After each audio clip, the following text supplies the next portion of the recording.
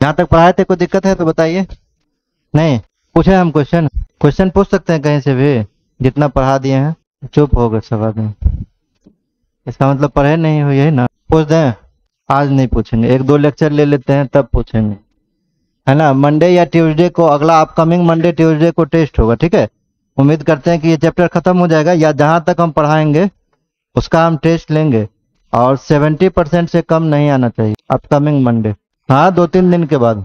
हाँ थर्सडे है ना, जो मंडे आएगा उस दिन। चलिए, पिछले दिन हम पढ़े हुए थे symmetric and skew symmetric matrix के बारे में, पढ़े थे। सिमेट्रिक एस्क्यू सिमेट्रिक मैट्रिक्स क्या होता है बाबू? खड़े हो जाइए तो। सिमेट्रिक मैट्रिक्स क्या होता है? एक मैट्रिक्स वो सिमेट्रिक कब बोलेंगे? तुम बताओ तुम। अरे खड़ा तो हो जाओ कम से कम, कहा नहीं आते कल? तो ये लेक्चर कैसे भर पाई होगा उसका? बैठो। अरे बाबू को तुम खड़ा हो जाओ, तुम कल आए थे ना। बताओ सिमेट्रिक मैट्रिक्स क्या होता है? ए कौन सा मैट्रिक्स होगा? कोई भी स्क्वायर मैट्रिक्स होगा। जरूरी है स्क्वायर मैट्रिक्स होना? सिमेट्रिक के लिए स्क्वायर मैट्रिक्स होना जरूरी है? स्क्वायर मैट्रिक्स होना जरूरी है। अगर ए कोई स्क्वायर मैट्रिक्स होगा और अगर ए का ट्रांसपोज करते हैं ए के इक्वल होगा तो सिमेट्रिक होगा, यही ना पढ़े थे? बैठिए। A transpose equal to A होगा तो सिमेट्रिक, और A transpose is equal to minus A होगा तो एस्क्यू सिमेट्रिक, यही पढ़े थे? ठीक है, अब देखिए कुछ उसका प्रॉपर्टी है। पहला प्रॉपर्टी कल हम बता चुके हैं, all diagonal element of skew symmetric matrix are zero. कल देख रहे थे ना, कल के लेक्चर में एस्क्यू सिमेट्रिक मैट्रिक्स का डायगोनल जीरो होता है, और डायगोनल के नीचे का जो एलिमेंट होगा वो एडिटिव इनवर्स होगा ऊपर के एलिमेंट के। याद है सबको? ठीक है, जैसे देखिए अगर हम यहाँ पे एग्जाम्पल की बात करें तो a इज इक्वल टू 0 - 2 2 और ये 0, क्या ये एस्क्यू सिमेट्रिक मैट्रिक्स है? कैसे पहचानने का क्या तरीका है? आपको ट्रांसपोज नहीं करना है, आपको पहचानना कैसे है कि अगर डायगोनल एलिमेंट 0 है और डायगोनल के ऊपर जो है वो एडिटिव इनवर्स है नीचे का, जैसे ये -2 ये +2 है ना, तो ये हो जाएगा आपका एस्क्यू सिमेट्रिक मैट्रिक्स। आप 3x3 में भी देख सकते हैं, जैसे मान लीजिए यही हम ले लेते हैं, और ठीक है -2 ले लेते हैं, 2 0 और 1। यहाँ पे हम ले लेते हैं 3 0 और 3 3 2 और 0। देखिए तो एस्क्यू सिमेट्रिक होगा ना? बताओ तो बाबू, ये एस्क्यू सिमेट्रिक होगा? कोई आदमी नहीं बोलिएगा, बोलने दीजिए इसको। खड़ा होइए, ऐसे बैठ के नहीं बोला जाता। नहीं होगा क्यों? कौन सा नंबर अलग है? कहाँ पे चेंज कर दे तभी एस्क्यू सिमेट्रिक हो जाएगा? इसमें कहाँ चेंजिंग करे एस्क्यू सिमेट्रिक हो जाएगा? तुम बताओ, इसमें क्या एस्क्यू सिमेट्रिक है? ये एस्क्यू सिमेट्रिक है क्योंकि डायगोनल 0 है, ठीक है? तुम बताओ बीच में, तुम एस्क्यू सिमेट्रिक है ये? कैसे पहचाने? डायगोनल 0 है इसीलिए। एक और रूल तो हम बताए थे ना, 2 रूल बताए थे। पहला रूल क्या बताए थे? डायगोनल 0 होगा। दूसरा रूल क्या बताए थे? तुम बोलो बाबू बगल में। एस्क्यू सिमेट्रिक है ये, ध्यान से देखो, एस्क्यू सिमेट्रिक है वो। तुम बताओ तुम। नहीं है, क्यों? सुनिए सब आदमी ध्यान से, क्यों नहीं है? क्या चेंजिंग करे तो हो जाएगा? 3 कहाँ पे लिख दें? 3 कहाँ पे लिख दें? कहाँ पे? यहाँ -2 की जगह 0 की जगह 3 लिख दें? कोई बता सकते हैं क्या चेंजिंग करे कि एस्क्यू सिमेट्रिक हो जाएगा? बोलो, खड़ा होकर बोलो, कहाँ चेंजिंग करे एस्क्यू सिमेट्रिक हो जाएगा? 3 ठीक है, यहाँ -2 की जगह -3 कर देंगे। चलिए एक तो हो गया, बाकी सही है? हाँ, ये इसको -1 कर देंगे, नीचे 2 है इसको -1 कर देंगे, और ये क्या कर दें? -2। अब देखिए बीच में डायगोनल है, और अगर हम नीचे का एडिटिव इनवर्स की बात करें, 2 है तो -2 है, 3 है तो -3, -1 है तो +1, हो गया ये एस्क्यू सिमेट्रिक। बैठिए। अभी दिक्कत है किसी को? नहीं, तो सिर्फ 0 ही सफिशियंट नहीं है एस्क्यू सिमेट्रिक के लिए, आपको एडिटिव इनवर्स भी मिलाना पड़ेगा। समझ रहे हैं बात? तो पहला प्रॉपर्टी आपका यही है कि जितना भी डायगोनल एलिमेंट होगा एस्क्यू सिमेट्रिक का वो 0 होगा। दूसरा प्रॉपर्टी कहता है every square matrix A can be uniquely expressed as the sum of symmetric matrix P and skew symmetric matrix P where this equals to this and this equals to this. Clear? अब ये क्या कह रहा है, इस बात को समझिए आप। कह रहा है कि ए कोई भी मैट्रिक्स है, ध्यान दीजिएगा, कह रहा है ए कोई भी मैट्रिक्स है, स्क्वायर मैट्रिक्स। क्लियर? अगर इसको दो अलग अलग मैट्रिक्स में तोड़ना होगा जहां पर P जो है वो आपका सिमेट्रिक होगा और Q SQ सिमेट्रिक होगा। इस मैट्रिक्स को दो भाग में तोड़ना है, ए वाले को, ठीक। एक भाग में तोड़ना है वो सिमेट्रिक होना चाहिए, दूसरे भाग में तोड़ना है वो SQ सिमेट्रिक होना चाहिए। जब भी ऐसा क्वेश्चन कहेगा ना तो आप क्या कीजिएगा, ए का ट्रांसपोज निकाल लीजिएगा, पहले ए का ट्रांसपोज निकाल के जोड़ दीजिएगा, ठीक है, और एक बार ए का ट्रांसपोज निकाल के घटा दीजिएगा। इतना कर लिए, दो से भागा दे दीजिएगा। ये जो प्लस वाला निकलेगा ना ये आपका सिमेट्रिक निकलेगा, जो माइनस वाला होगा SQ सिमेट्रिक होगा। क्लियर? यही चीज ये कह रहा है, P बराबर A plus transpose whole upon 2 A minus A transpose whole upon 2 Q, तो Q हो जाएगा SQ सिमेट्रिक और ये हो जाएगा आपका सिमेट्रिक मैट्रिक्स। समझ में आया प्रॉपर्टी? ए कोई भी मैट्रिक्स है, अगर कह रहा है उसको दो अलग अलग मैट्रिक्स में तोड़ने के लिए पहला आपका ए को ही तोड़ना है, ठीक है, पहला क्या होना चाहिए, सिमेट्रिक, दूसरा क्यू क्या होना चाहिए, SQ सिमेट्रिक। तो उस केस में ट्रांसपोज निकाल के एक बार जोड़ देंगे, एक बार घटा के दोनों में अलग अलग 2 से भागा दे देंगे। ये जो प्लस वाला है ये सिमेट्रिक आएगा, ऑलवेज सिमेट्रिक आएगा, जो माइनस वाला है वो ऑलवेज SQ सिमेट्रिक आएगा। अभी क्वेश्चन भी करेंगे इस पर। रूल क्लियर है? तीसरा नंबर देखिए, for any square matrices A into A transpose and A transpose into A are symmetric matrix. A कोई भी स्क्वायर मैट्रिक्स है, ए कोई भी स्क्वायर मैट्रिक्स है, उसको अगर ट्रांसपोज के साथ गुना कीजिएगा ना हमेशा सिमेट्रिक मैट्रिक्स आएगा। समझ रहे हैं? किसी भी मैट्रिक्स को ट्रांसपोज के साथ गुना कर देंगे हमेशा वो सिमेट्रिक मैट्रिक्स आएगा। अब इसमें कम्यूटेटिव लॉ फॉलो करता है, चाहे तो पहले ए को रखे बाद में ए ट्रांसपोज को रखे, या पहले ए ट्रांसपोज फिर ए को रखे, उससे कोई फर्क नहीं पड़ेगा। क्लियर है? Third property. फोर्थ प्रॉपर्टी देखिए क्या कह रहा है, A and B are symmetric matrices then A B is a symmetric matrix if A B बराबर बी ए। ये दो अलग अलग मैट्रिक्स है, ए और बी दो मैट्रिक्स है, ठीक, दोनों सिमेट्रिक मैट्रिक्स है, ए और बी दोनों। अगर दोनों का मल्टीप्लीकेशन करते हैं तो वो सिमेट्रिक आएगा, ऐसा कोई जरूरी नहीं है। अगर ए और बी सिमेट्रिक है, दोनों को गुना करते हैं ए बी को, तो हमेशा सिमेट्रिक आएगा, ये जरूरी नहीं है। कंडीशन है उसके लिए क्या, कि ए बी बराबर बी ए, कम्यूटेटिव लॉ को फॉलो करना चाहिए वो, तभी आपका सिमेट्रिक आएगा, अदरवाइज नहीं आएगा। क्लियर है? आप पढ़े होंगे मल्टीप्लीकेशन में, क्या पढ़े थे, A B is not necessarily is equal to B A. हमेशा इक्वल नहीं होगा। क्यों नहीं होगा? उसके लिए रूल था, क्योंकि मैट्रिक्स मल्टीप्लीकेशन में रूल है। क्या रूल है? पहले का नंबर ऑफ कॉलम दूसरे के नंबर ऑफ रो के बराबर होना चाहिए। तो इस रूल के कारण कभी कभी ए बी डिफाइन हो जाएगा और बी ए डिफाइन नहीं होगा। ये कहता है स्पेशल केस में ही बराबर होगा, अदरवाइज ये कम्यूटेटिव प्रॉपर्टी को फॉलो नहीं करता है, इसीलिए ये रूल दिया गया है। क्लियर? नेक्स्ट प्रॉपर्टी है क्या, अगर ए टू द पावर एन करे, जैसे ए स्क्वायर करते हैं, ए क्यू करते हैं, कल के हम क्वेश्चन में इस कॉन्सेप्ट को यूज कर रहे थे। जैसे हम ए क्यू करते हैं, ठीक है, एन का वैल्यू 3 देते हैं। अगर मान लीजिए किसी मैट्रिक्स में ए क्यू है, आप कह रहा है कि ए क्यू का ट्रांसपोज करो, तो हम ए ट्रांसपोज करके भी क्यू कर देंगे ना, तो बात बराबर ही है। कल हम यूज भी कर रहे थे, इस कॉन्सेप्ट को कर रहे थे ना क्वेश्चन में। अगर ए क्यू का ट्रांसपोज है तो पहले आप ट्रांसपोज ही कर लीजिए ना, फिर क्यू कीजिए, बात बराबर ही है, उसमें कहीं कोई दिक्कत नहीं होगा।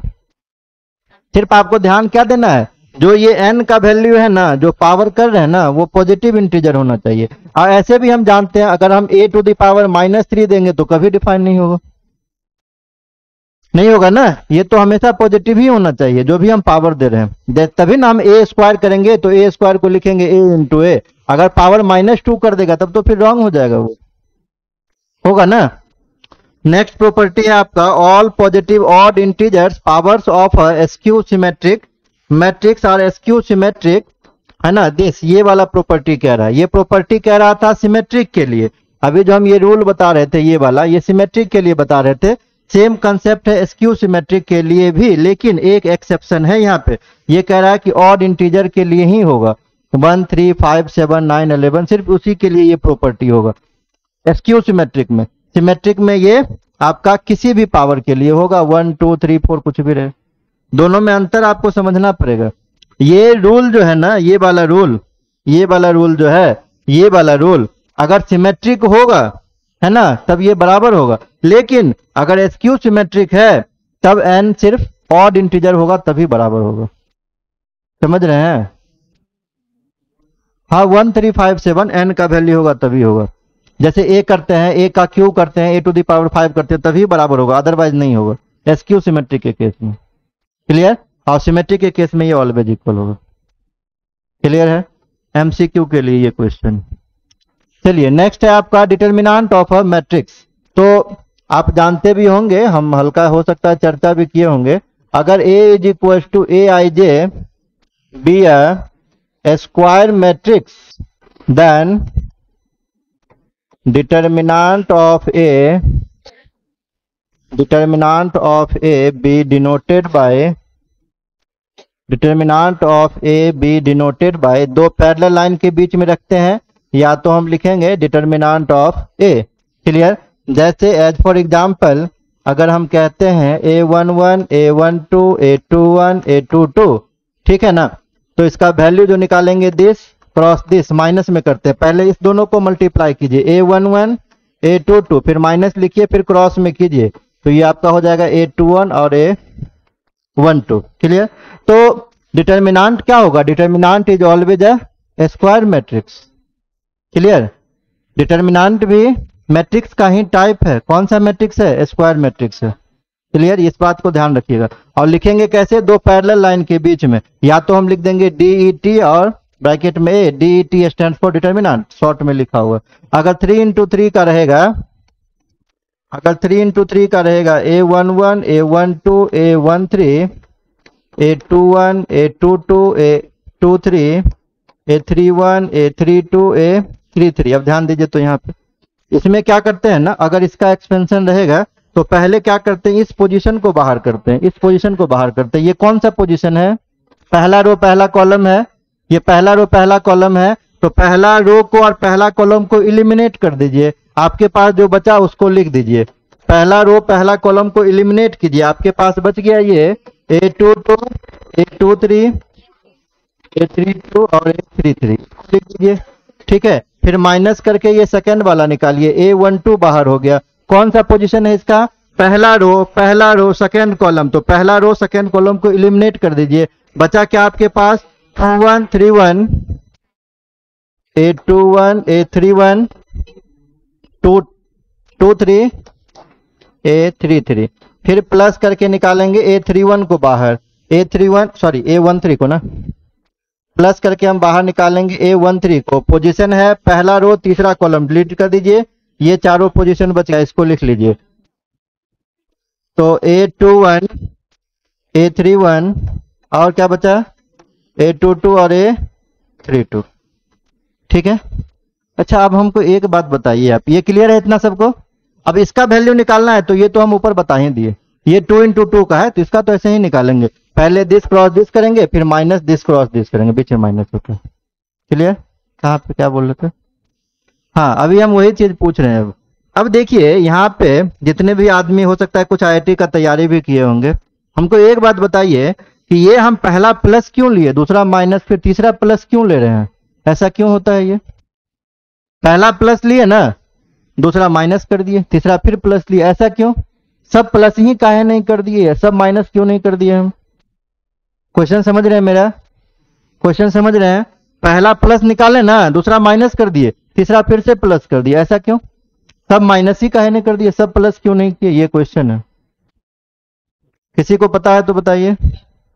कुछ कुछ तुम पहुंच रहे हो, लेकिन अभी भी तुम रूल नहीं बता रहे हो, क्या रूल है इसका। वो याद कर लिया है कि इवन के केस में प्लस और ऑड के केस में माइनस, लेकिन ये रूल है। रूल क्या है, रूल हम पूछ रहे हैं। कुछ कुछ हद तक सही बता रहा है, लेकिन रूल नहीं बोल पा रहा है, वो नहीं पता किसी को। चलिए आगे वो भी वही चीज आएगा, हम बताएंगे आपको। अब नेक्स्ट देखिए, कहता है some useful result, the determinant of identity matrix is 1। जैसे मान लीजिए कहीं पे आता है 1 0 0 1, तो ये वैल्यू 1 हो जाएगा। क्लियर। आइडेंटिटी मैट्रिक्स चाहे ऑर्डर कुछ भी रहे, 2 3 कुछ भी रहे, तो ये आपका 1 हो जाएगा। सेकेंड नंबर है, determinant of a diagonal matrix is the product of its diagonal element. Diagonal matrix आप समझ रहे हैं, डायगोनल मैट्रिक्स क्या होता है बताओ, डायगोनल मैट्रिक्स ये आ गया ना यहाँ पे, डायगोनल मैट्रिक्स पढ़े थे इसको, डायगोनल मैट्रिक्स को पढ़े थे। क्या होता है डायगोनल मैट्रिक्स, क्या होता है बाबू डायगोनल मैट्रिक्स।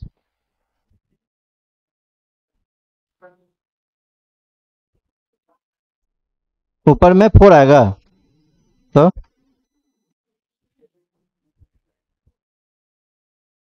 किस लाइन से 0 0 आएगा, हाँ, A110 डायगोनल मैट्रिक्स कोई बता सकते हो? यहाँ पे चर्चा करिए डायगोनल मैट्रिक्स का। डायगोनल मैट्रिक्स होता क्या है? डायगोनल एलिमेंट नन जीरो होगा और बाकी सारा एलिमेंट जीरो जीरो होगा, यही ना? बैठिए। Diagonal element diagonal element non zero होगा, बाकी सारा नन डायगोनल एलिमेंट जीरो होगा, यही डायगोनल मैट्रिक्स है। क्लियर? तो कह रहा है कि अगर ए कोई डायगोनल मैट्रिक्स है देन इसका डिटर्मिनेंट कहेगा ना, तो सिर्फ डायगोनल एलिमेंट को आप गुना कर दीजिए, मतलब इसका वैल्यू 2 हो जाएगा। समझ रहे हैं बात? अगर 3 by 3 का है, डायगोनल मैट्रिक्स है, तो सिर्फ क्रॉस में गुना कर दीजिएगा, वही डिटर्मिनेंट का वैल्यू हो जाएगा। क्या?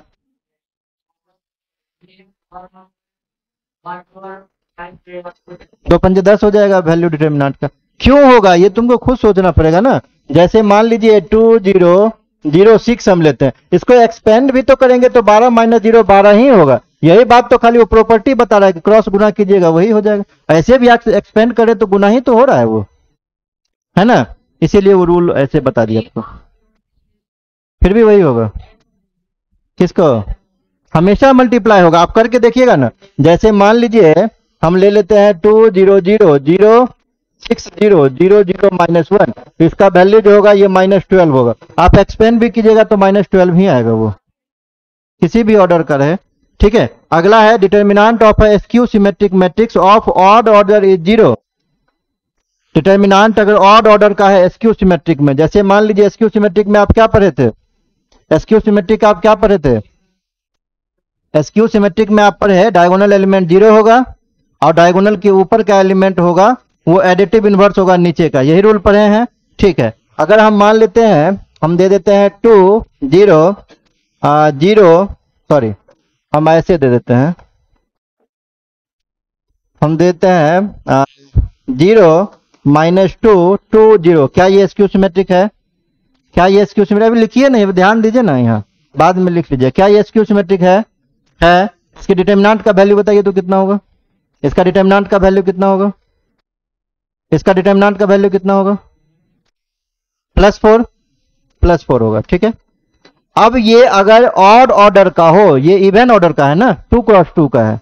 अगर skew symmetric matrix odd order का हो, 1 × 1 3 × 3 5 × 5, समझ रहे हैं बात? उसका डिटर्मिनेंट का वैल्यू 0 होगा स्क्यू सिमेट्रिक के केस में। ऑड ऑर्डर, इवन ऑर्डर नहीं, ये इवन ऑर्डर है। ठीक, अब एक एग्जांपल ले लेते हैं तो बेहतर आप समझ पाएंगे।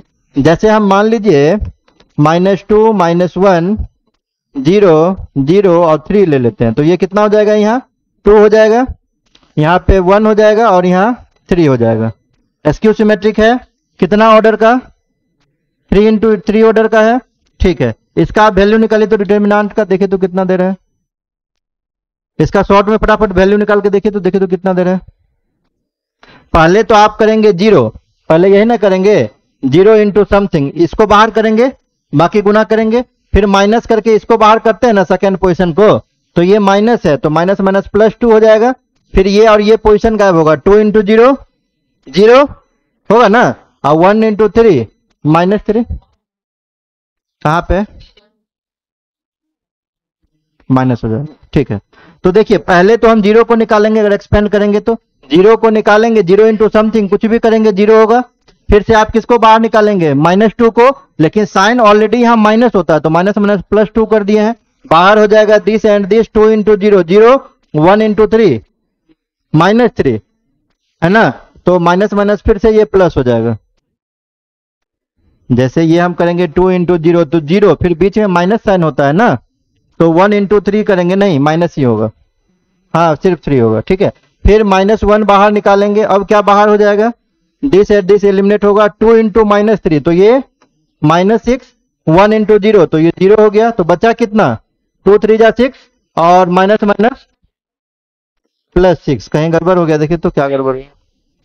अच्छा ये -6 है ना, -6 + 6 ये 0 हो गया। Skew symmetric matrix odd order का जब भी होगा तो वैल्यू डिटर्मिनेंट का 0 होगा। इवन ऑर्डर का नहीं, इवन ऑर्डर का हम निकाल के देख रहे थे, देखिए नन 0 है ये। बोलिए।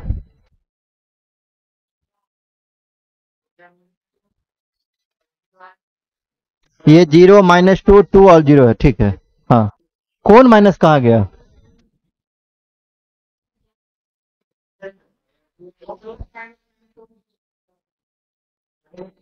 इसका वैल्यू पूछ रहे हो कैसे आ गया? तो ये 2 है तो ये -2 कैसे हो गया? हाँ, प्लस है माइनस।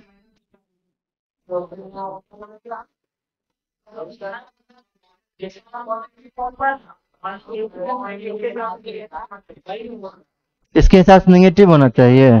कैसे निगेटिव होगा? बैठो तो। देखिए, डिटर्मिनेंट सॉल्व करना भी बताए ना, तो 0 को 0 से गुना करेंगे 0 होगा, फिर माइनस साइन देते हैं। 2 को -2 से करेंगे तो कितना हो जाएगा? -4, माइनस माइनस +4। यही चीज है ना। ठीक है, चलिए नेक्स्ट देखिए। नेक्स्ट है आपका, नेक्स्ट रूल है, इस सब प्रॉपर्टी को याद कीजिएगा, आपके एग्जाम में क्वेश्चन सॉल्व करने में हेल्प करेगा ये। The determinant of a triangular matrix is equal to the product of its diagonal element. Triangular matrix क्या होता है? हर बार नया नया वर्ड आ जा रहा है। देखिए, ये ट्रायंगुलर मैट्रिक्स पढ़े हैं इसके बारे में? ट्रायंगुलर मैट्रिक्स क्या होता है? अरे, ट्रायंगुलर मैट्रिक्स पढ़े नहीं थे जी? दो तरीके उसका टाइप भी बताए थे, अपर ट्रायंगुलर, लोअर ट्रायंगुलर। कह रहा है नहीं पढ़े हैं, पहले क्लास में ही हम बताए हुए थे। क्या होता है अपर ट्रायंगुलर? क्या है? नीचे का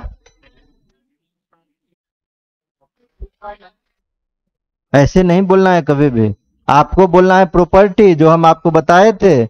ए आई जे का वैल्यू 0 कहाँ पे होगा, नन 0 कहाँ पे होगा, ऐसा कुछ बताए थे हम। वो तो चलिए बोलचाल के भाषा में आप बोल रहे हैं, ठीक है, लेकिन ऐसे आपको हमेशा नहीं बोलना है, फिर गड़बड़ हो जाएगा वो। जैसे देखिए, आप क्या कह रहे हैं पहले बताइए, फिर हम आपको बताएंगे।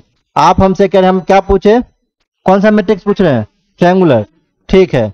देखिए, जैसे मान लीजिए ABCDEFGHI, ये कोई मैट्रिक्स है, क्लियर। अगर इसमें हम डायगोनल की बात करेंगे तो ये वाला डायगोनल है, यही है डायगोनल। अगर हम जैसे ये बोला तभी हम वैसे बता रहे हैं, अगर डायगोनल के नीचे सारे एलिमेंट को हम 0 कर देते हैं और 0 को लेके एक क्लोज फिगर बनाए तो ये सीधा ट्रायंगल बनता है, इसीलिए नाम पड़ा इसका अपर ट्रायंगुलर, क्लियर। लेकिन अगर हम रूल के अकॉर्डिंग बात करेंगे तो लिखेंगे AIJ = 0। कहां पर 0 है? आप देखिए, इसका पोजीशन क्या है? A21। इसका क्या पोजीशन है? 31। इसका A32। मतलब हमेशा जो पहला एलिमेंट है ना आई, वो J से बड़ा है, नहीं है। और नन 0 नॉट इक्वल टू 0 कहां पे होगा? अगर आई J से छोटा होगा या आई J से इक्वल होगा, ये अपर ट्रायंगुलर कहलाएगा, है ना। आप ग्रेजुएट के स्टूडेंट है, आप ग्रेजुएशन के, तो आपसे कोई पूछेगा अपर ट्रायंगुलर, तो आपको ऐसे बताना पड़ेगा कि सर अगर किसी मैट्रिक्स में रो का वैल्यू J से बड़ा है, वहां पे अगर हम 0 रख देते हैं तो उसको अपर ट्रायंगुलर कहेंगे। और अगर इसका उलट हम कर देते हैं, अगर किसी मैट्रिक्स के अंदर में आई J से बड़ा है और वहां पे नन 0 है, और 0 वहां पे है जहां पे आई J से छोटा है, उसको हम कहेंगे लोअर ट्रायंगुलर मैट्रिक्स। अगर हम बोलचाल की भाषा में करें तो डायगोनल के ऊपर सारा एलिमेंट 0 0 0। क्लियर, यही बात है ना। तो ऐसे याद रखिएगा, आपसे जब भी पूछेगा, भाईबा आपका होगा, अभी फर्स्ट ईयर के एग्जाम के बाद भाईबा भी होता है, वहां ये सब क्वेश्चन पूछेगा आपका, कहीं से भी पूछ सकता है भाईबा में। फंडामेंटल पूछ देगा, ऑपरेटिंग सिस्टम पूछ देगा, मैथमेटिक्स का कुछ भी पूछ देगा, है ना। तो सब के लिए प्रिपेयर कीजिएगा। और MCQ जो आपके एग्जाम में पूछा जाता है उसमें ये सब पूछ देगा। जब हम प्रैक्टिस कराएंगे, सिलेबस खत्म होगा तो देखिएगा वहां पे आएगा। कह रहा है the determinant of a triangular matrix is equal to the product of its diagonal element. अगर कोई मैट्रिक्स डिटर्मिनेंट ट्रायंगुलर मैट्रिक्स दिया हुआ है ना, उसका वैल्यू पूछ रहा है, तो आपको वैल्यू नहीं एक्सपेंड करना है, आप डायरेक्ट प्रॉपर्टी लगा दीजिए। क्या प्रॉपर्टी है? आप क्या कीजिएगा, उसमें प्रोडक्ट कीजिएगा, किसका? डायगोनल एलिमेंट का, वही डायगोनल इसका वैल्यू हो जाएगा। समझ रहे हैं बात? नेक्स्ट देखिए, if A is a square matrix and n belongs to natural number, then A⁴n का whole determinant is equal to determinant A⁴n। अगर कोई एक मैट्रिक्स दिया हुआ है या डिटर्मिनेंट A दिया हुआ है, A⁴n कह रहा है, जैसे A² कह रहा है, ठीक है, तो अगर हम A² निकाल के फिर से डिटर्मिनेंट निकाले, या डिटर्मिनेंट निकाल के फिर से उस नंबर का स्क्वायर कर दे, दोनों वैल्यू बराबर हो जाएगा। क्लियर, ये सारा प्रॉपर्टी है, इसको आप ध्यान में रखिएगा। बोलिए। बोलिए बोलिए। किसको? इसको?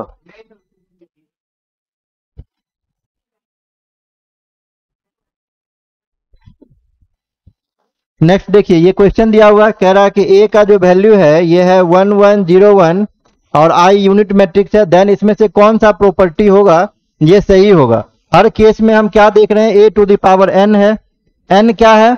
एन क्या है आपका? तो कह रहा है एन का value greater than equal to 1 है। तो जब भी ऐसा क्वेश्चन होगा, आपको कल हम बता रहे थे क्या करना होगा, ए स्क्वायर करना होगा, क्योंकि पावर एन तो आप निकाल नहीं सकते हैं, है ना। तो आपको 2 3 निकाल के ऑब्जर्वेशन करना होगा। 1101 इंटू 1101 करते हैं, कितना हो जाएगा ये वैल्यू? दिस इंटू दिस कीजिए, 1 इंटू 1 1 प्लस 0 प्लस 1, ये 1 हो जाएगा। 1 इंटू 1 1 प्लस 1, ये 2 हो जाएगा। ये 0 इंटू 1 0 और ये 0 हो जाएगा। ये आपका कितना हो जाएगा?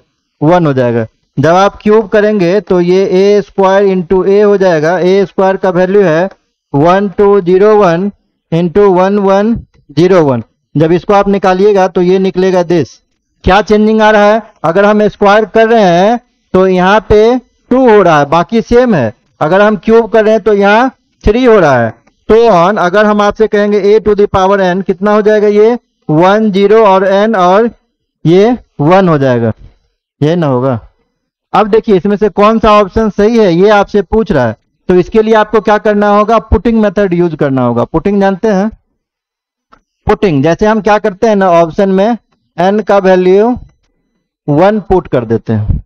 एन का वैल्यू 1 पुट कर देंगे तो एन का वैल्यू जब 1 पुट करेंगे, जैसे मान लीजिए हम ये ऑप्शन ले लेते हैं, है ना, तो यहां पर कितना हो जाएगा? ए टू द पावर 1, तो ये ए वाला हो जाएगा, यही ना हो जाएगा। तो राइट हैंड साइड में जब हम इसको सॉल्व करेंगे तो ये इतना आना चाहिए ना, तभी ना हम कहेंगे कि ट्रू होगा वो। मेरी बात समझ रहे हैं? अगर हम n का वैल्यू, जैसे मान लीजिए ये ऑप्शन है, n का वैल्यू अगर हम 1 पुट कर रहे हैं तो यहाँ a हो जाएगा। a मैट्रिक्स मेरे पास ये गिवन है, तो राइट साइड में भी n का वैल्यू 1 पुट करेंगे। कैलकुलेट करने के बाद यही ना आना चाहिए, तभी ना हम कहेंगे कि बी नंबर सही है। ठीक है, हम एक करके देखते हैं। इसमें ये n a है, तो n का वैल्यू हम 1 पुट कर रहे हैं ना, तो यहाँ से a हो जाएगा माइनस n का वैल्यू हम 1 पुट कर रहे हैं, 1 माइनस 1, ये कंप्लीट 0 हो गया, बचा क्या? a। तो 1 बराबर a हुआ कि नहीं? ये आपका सही हो गया डी नंबर। ठीक है, लेकिन एक बात ध्यान रखिएगा, कॉम्पिटिटिव एग्जाम के लिए बता रहे हैं, यूनिवर्सिटी के लिए नहीं। कभी कभी क्या होगा ना कि n बराबर 1 पर एमसीक्यू में मल्टीपल ऑप्शन सही हो जाएगा। जैसे हो सकता है ये भी सही हो सकता है n बराबर 1 रखेंगे ना, ये भी सही हो, और हो भी रहा है। यहाँ हो भी रहा है। n बराबर 1 रखेंगे तो यहाँ a, यहाँ n बराबर 1 रखेंगे तो a प्लस 1 माइनस 1 0, ये भी a बराबर a हो गया, ये भी सही हो गया, ये c भी सही हो गया। तो बहुत बार ऐसा होगा जब आप कॉम्पिटिटिव एग्जाम दीजिएगा, नहीं नहीं नहीं नहीं, अगर आप कॉम्पिटिटिव एग्जाम दीजिएगा तो बहुतों बार ऐसा होगा कि मल्टीपल ऑप्शन सही होगा। तो फिर आंसर को रिफाइन करने के लिए आपको n बराबर 2 पर भी चेक करना होगा। अगर यहां पर भी मल्टीपल वैल्यू सही हो रहा है तो 3 पर भी चेक करना होगा। ये कभी कभार होगा, है ना, एक ही बार में रिफाइन हो जाएगा। ये n बराबर 2 रखिएगा ना, सारा ऑप्शन छट जाएगा अपने आप। जैसे यहाँ पे 2 रख के देखिएगा डी नंबर ही ऑप्शन होगा, बाकी सब छट जाएगा। क्लियर? तो आपको ये चीज वेरीफाई करना पड़ेगा अगर आप पुटिंग मेथड यूज कर रहे हैं इस टाइप के किसी भी क्वेश्चन के लिए तब। क्लियर है? नहीं तो फिर आपका आंसर गड़बड़ हो जाएगा। सिर्फ 1 को लेके आप नहीं चल सकते। जहां कहीं भी आप पुटिंग मेथड को यूज करेंगे वहां पे मल्टीपल वैल्यू के लिए आपको देखना पड़ेगा एक बार। अगर मल्टीपल ऑप्शन सही हो रहा है तब, अगर एक ही सही होता तब तो फिर जरूरत ही नहीं था। समझ रहे हैं इस बात को? चलिए आगे है सिंगुलर मैट्रिक्स। तो अगर मान लीजिए a is equal to aij एक मैट्रिक्स दिया हुआ है, be a square matrix, then a is said to be singular, then a is said to be singular only if determinant of a is equal to 0। अगर कह रहा है कोई भी मैट्रिक्स सिंगुलर है तो सिंगुलर का मतलब क्या होगा? डिटर्मिनेंट इसका 0 के बराबर होगा। क्लियर है? कोई भी मैट्रिक्स सिंगुलर कब होगा? जब उसका डिटर्मिनेंट 0 होगा, तभी वो सिंगुलर होगा।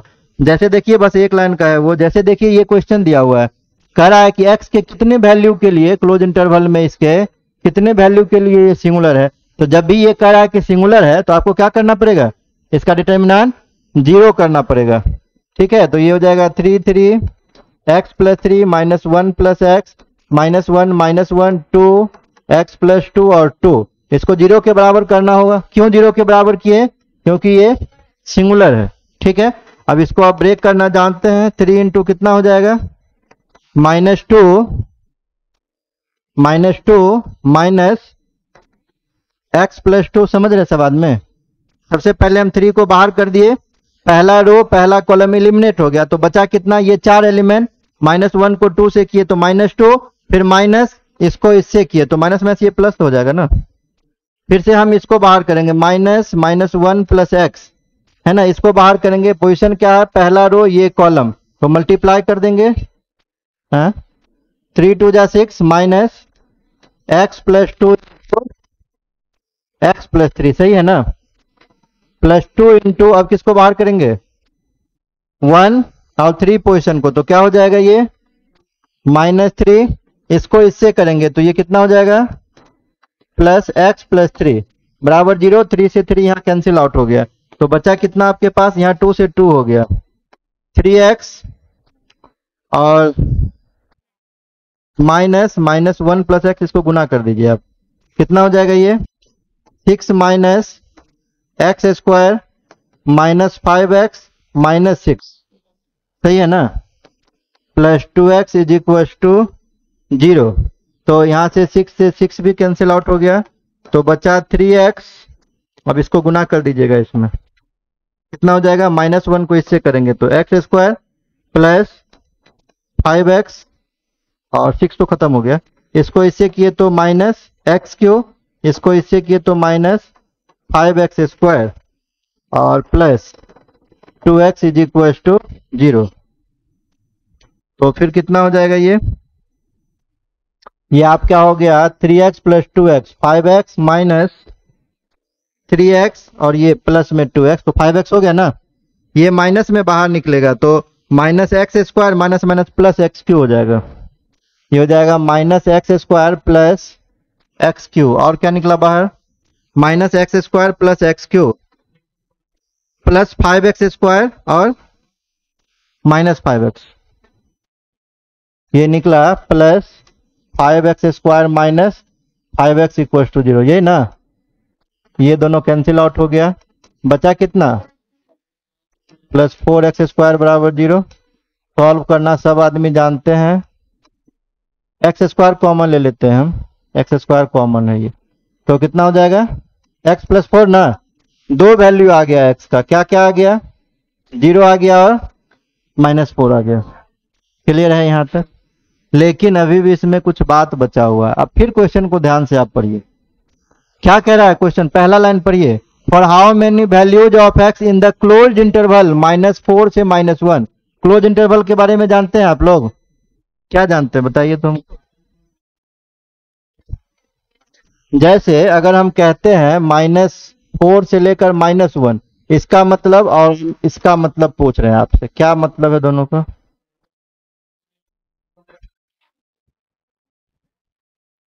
किसका, इसका नहीं, आप उल्टा बोल रहे। अगर ये लिखा हुआ ना ऐसे, इसको ओपन इंटरवल पढ़ा जाता है, इसका मतलब होता है कि सिर्फ इसके बीच का वैल्यू लाई करेगा यहाँ, तो बीच का वैल्यू कितना हो जाएगा, -3 -2, -4 से -1 के बीच का वैल्यू जानते हैं ना सब आदमी, इसको छोड़ देना है बाउंड्री वैल्यूज को। अगर हम यहाँ की बात करेंगे तो बीच का तो होगा ही होगा, साथ ही ये दोनों वैल्यू भी इंक्लूड करेगा, तो -4 -3 -2 -1, ये अंतर है। ठीक है, अब इस इंटरवल में पूछ रहा, उस इंटरवल में, इस इंटरवल में x का कितना वैल्यू लाई कर रहा है, देखिए तो आप, x इस इंटरवल में x का कितना वैल्यू निकला है, जैसे निकला है 0, 0 क्या इस इंटरवल में लाई कर रहा है, नहीं कर रहा, देखिए 0 नहीं आ रहा है, तो एक सिंगल वैल्यू -4 ही आपका आंसर होगा, यही आंसर होगा, समझ रहे हैं ना।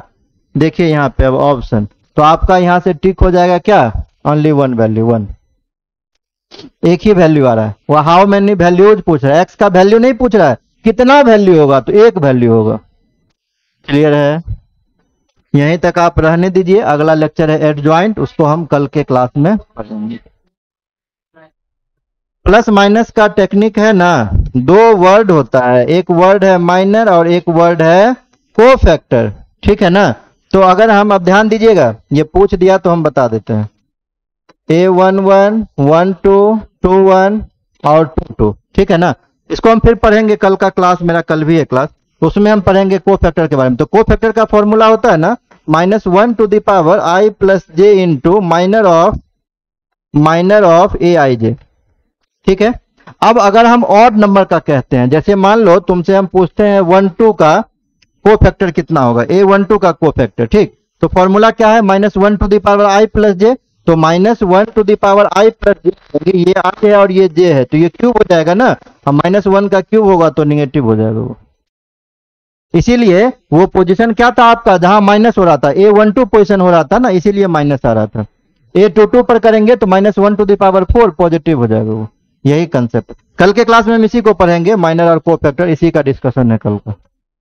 क्लियर है, भेज देते हैं। यहाँ तक कोई दिक्कत तो बताइए, बोलो। हाँ, PDF तो अभी हम दे देंगे, कोई दिक्कत नहीं ना यहाँ तक, चलिए।